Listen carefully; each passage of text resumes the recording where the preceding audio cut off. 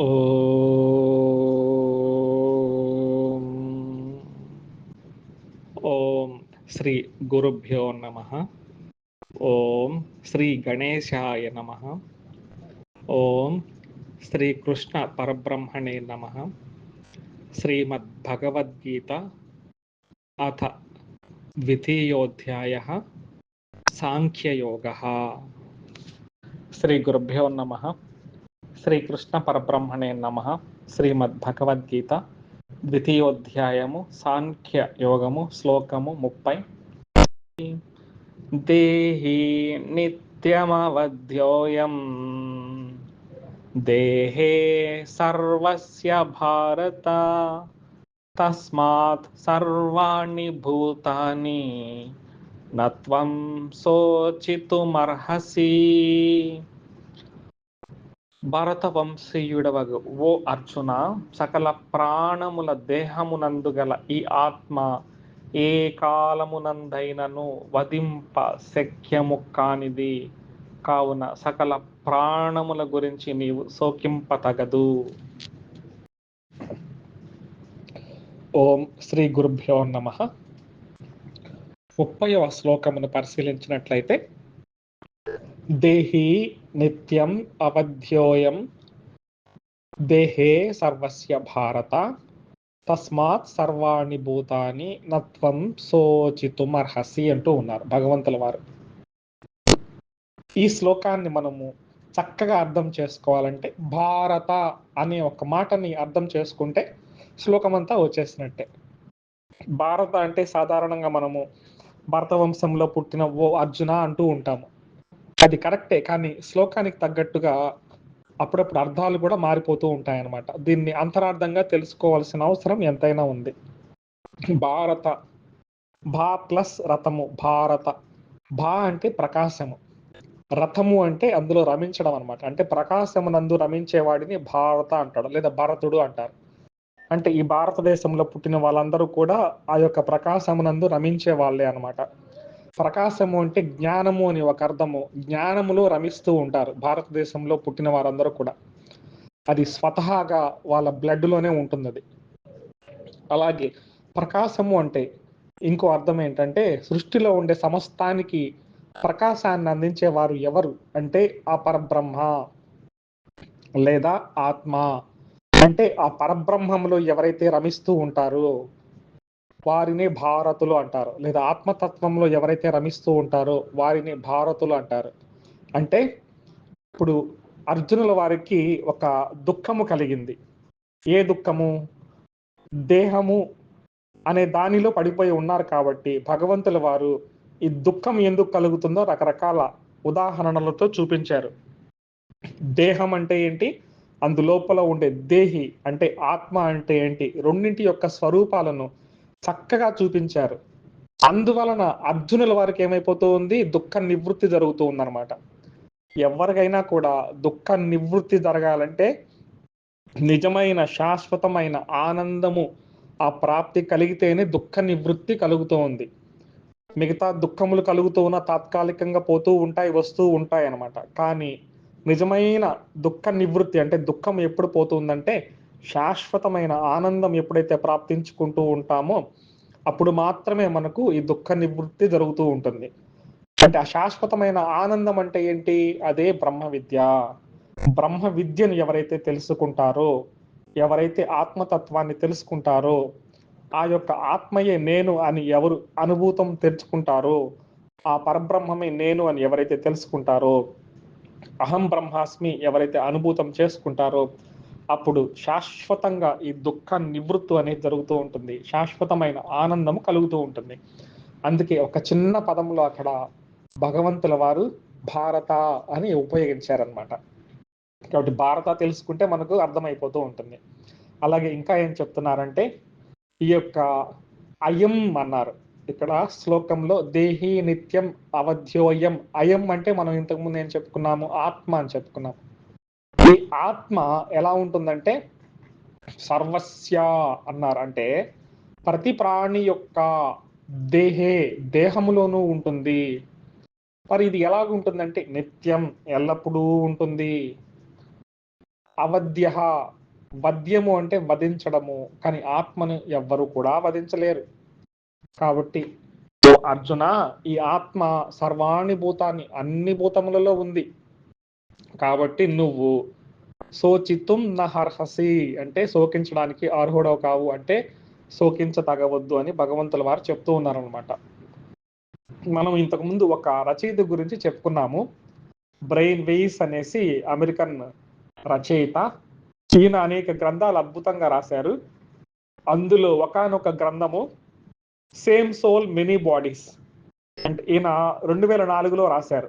అంటే same soul many bodies అంటే ఉండేది ఒకే ఒక ఆత్మ, మెనీ బాడీస్, అనేక దేహాలు మాత్రమే ఉంటాయి, ఆత్మ మాత్రం ఒకటే అని 2004లో రాశారు. ఇలా రాసినందుకు ఈయనకి అనేక బహుమతులు, అనేక ప్రైజ్లు, అనేక బిరుదులు ఎన్నెన్నో వచ్చాయి. కానీ మన సనాతన ధర్మంలో చూడండి, 5000 సంవత్సరముల క్రితమే భగవానుల వారి తత్వాన్ని ఎంత అద్భుతంగా చెప్పారు. సరే, 5000 సంవత్సరాల క్రితమే వచ్చిందా, ఇంతకు ముందు లేదా అంటే, ఇంతకు ముందు భగవానుల వారు ఎన్ని అవతారాలు ఎత్తారు, అన్ని అవతారాల్లో కూడా ఈ యొక్క జ్ఞానాన్ని బోధిస్తూ వచ్చారు కదా. అలాగే ఉపనిషత్తులు మనకు ఉన్నాయి, ప్రస్తుతం 108 దొరుకుతూ ఉన్నాయి. ఈ 108 ఉపనిషత్తులలో కూడా చక్కగా ఇదే విషయాన్ని కదా చెప్పింది. దేహము మారుతూ ఉంటుంది, లోపల దేహి ఆత్మ శాశ్వతంగా ఉంటుందనే కదా ఉపనిషత్తులు చెప్పింది. కాబట్టి వారు 1-2 గ్రంథాలకి ఇన్ని అవార్డులు, బహుమతులు ఇస్తే ఇంకా శాశ్వతమైన భగవద్గీతలు ఎన్ని రహస్యాలు ఉన్నాయి. కాబట్టి భగవద్గీత అనేది అద్భుతము అన్నమాట. ఇక్కడ ఏం చెప్తూ ఉన్నారంటే, దేహము మారిపోతూ ఉంటుంది, అనేక దేహాలు ఉంటాయి, ఆత్మ ఒకటే. దీన్ని 2 రకాలుగా అర్థం చేసుకోవచ్చు. మన లోపల ఆత్మ ఉంది, ఈ ఆత్మ అనేది అనేక జన్మలు సాధారణంగా తీసుకుంటూ ఉంటుంది అనుకుంటాము, కానీ సూక్ష్మ శరీరం మారుతూ ఉంటుంది. అనేక శరీరాలు ఈ ఆత్మ చుట్టూ తిరుగుతూ ఉంటాయి. అంటే ఈ ఆత్మ అనేది సూక్ష్మ శరీరము అనేక తొడుగులు వేసుకుంటూ ఉంటుంది. అనేక శరీరాలు ఉండేది ఒకే ఆత్మే, అనేక శరీరాలు అనేక జన్మ పరంపరలుగా వస్తూ ఉంటాయని ఒక అర్థం చెప్పుకోవచ్చు. కానీ ఇంకొక అర్థం ఎలా చెప్పుకోవచ్చు అంటే, సృష్టిలో అనేక దేహాలు ఉన్నాయి. చీమ ఉంది, పాము ఉంది, పిల్లి ఉంది, నక్క ఉంది, కుక్క ఉంది, సింహము ఉంది, పులి ఉంది, జంతువులు అనేక రకాలు ఉన్నాయి, పక్షులు ఉన్నాయి, మనుషులు ఉన్నాయి. అంటే ఇవన్నీ రకరకాల తొడుగులు అనమాట, రకరకాల దేహాలు, అంటే మెనీ బాడీస్.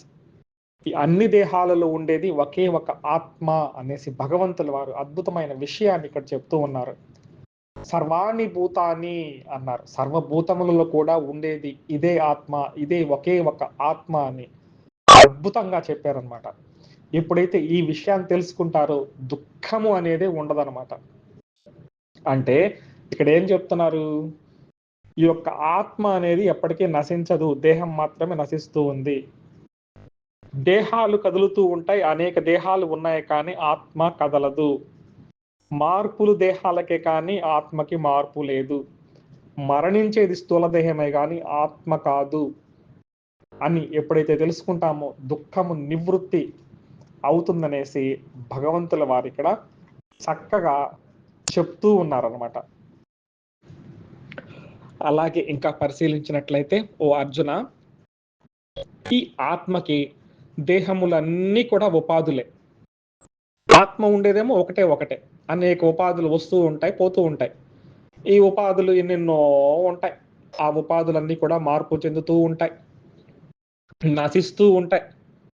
కాబట్టి ఈ దేహంలో ఎవరైతే ఉన్నారో ఆ దేహి అంటారు, లేదా ఆత్మ అంటారు, ఆయన అవధ్య, నశించని వాడుగా ఉన్నాడు అని భగవంతుల వారు చెప్తున్నారు. కాబట్టి ఓ అర్జున, ఇంతవరకు నేను చెప్పిన ఆత్మ ఏదైతే ఉందో ఆ ఆత్మ నువ్వే, నీ స్వరూపమే. నీవే కాదు ఆత్మస్వరూపము, అందరూ కూడా ఆత్మస్వరూపలే, అఖండ ఆత్మస్వరూపం అని ఇక్కడ చక్కగా చెప్పారు.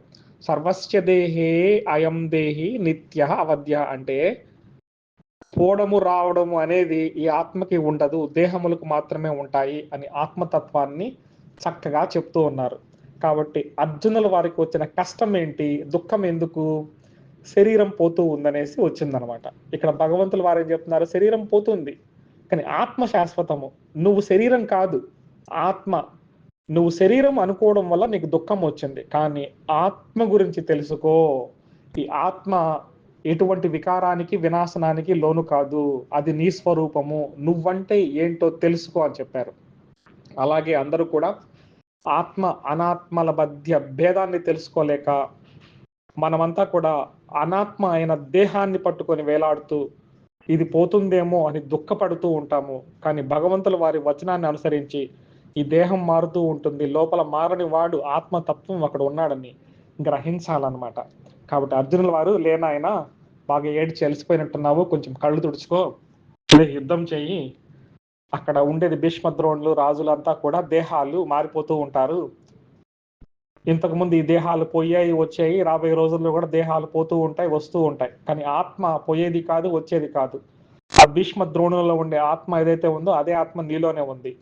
నీ ఆత్మ ఆత్మను చంపేది లేదు, వాళ్ళ ఆత్మ నీ ఆత్మను చంపేది లేదు. ఎందుకంటే రెండు ఆత్మలు లేవు నాయన, ఉండేది ఒకే ఒక ఆత్మ.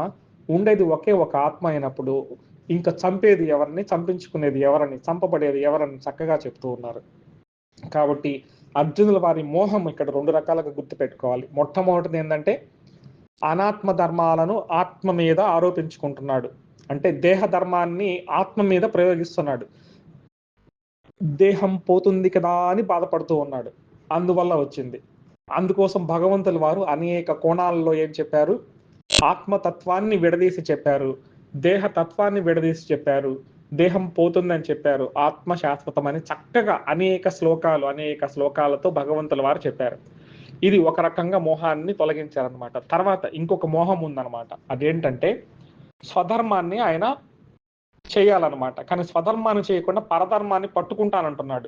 పరధర్మం ఏంటంటే క్షత్రియుడికి అది భిక్షం ఎత్తుకోవడము పరధర్మం అన్నమాట. కానీ పరధర్మాన్ని ఆశ్రయిస్తానని అర్జునుల వారు అంటున్నారు, స్వధర్మమైన యుద్ధాన్ని చేయనని చెప్తున్నారు. కాబట్టి ఈ స్వధర్మం అంటే ఏంటి, పరధర్మం అంటే ఏంటి అనేది రాబోయే శ్లోకం 31వ శ్లోకంలో చెప్తున్నారనమాట. కాబట్టి అర్జునుల వారికి ఉన్న రెండు మోహాలలో ఒక మోహాన్ని ఇంతవరకు తొలగించేశారు. ఏది, అనాత్మ ఆత్మతత్వాన్ని గ్రహించలేకపోయాడు. కాబట్టి ఆ రెండింటినీ మనము విడదీసి చెప్పుకున్నాం, అంటే భగవంతుల వారు విడదీసి చూపించారు. తర్వాత స్వధర్మం అంటే ఏంటో కూడా తర్వాత శ్లోకాలలో చెప్పబోతూ ఉన్నారు. తర్వాత శ్లోకాలలో వచ్చే దాన్ని ధర్మాష్టకము అని కూడా అంటూ ఉంటారు కొంతమంది. అంటే ఒక 8 శ్లోకాలు ధర్మం గురించి చెప్తూ ఉన్నారు, అవి కూడా మనం పరిశీలిస్తాము. కాబట్టి ఇంతటితో ఇంకొక మలుపు తీసుకొస్తున్నారు తర్వాత శ్లోకాల నుంచి భగవంతుల వారు.